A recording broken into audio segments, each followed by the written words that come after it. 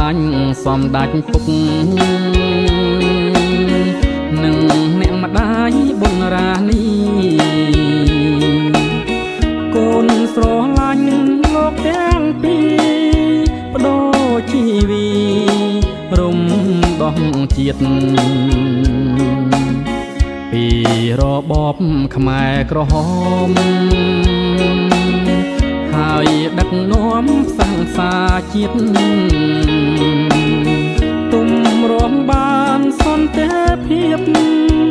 រងគុំងៀបឥតកណនីកូនស្រឡាញ់កូនស្រឡាញ់ពុកដៃជោនឹងអ្នកម្ដាយបុនរានីកូនអរគុណសន្តិភាពកូនខ្មែរជ្រាបបដូរផ្ដាច់រក្សាការពារសំដាច់ពុកនឹងអ្នកម្ដាយខំចំណាយបដូរជីវិតសូមកូនខ្មែររួមគុំនិតកសាងជាតិឲ្យរុងរឿង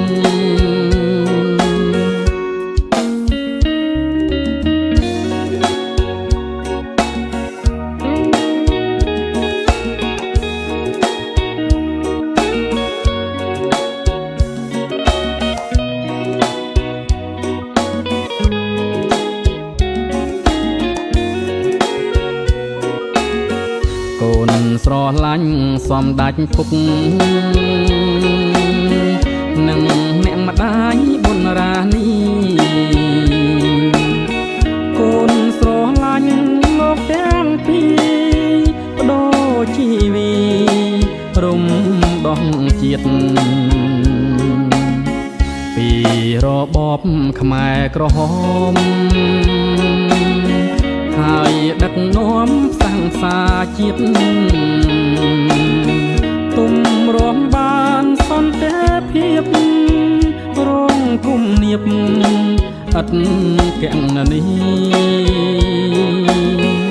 កូនស្រឡាញ់កូនស្រឡាញ់ពុកដៃជោនឹងអ្នកម្ដាយបុនរានី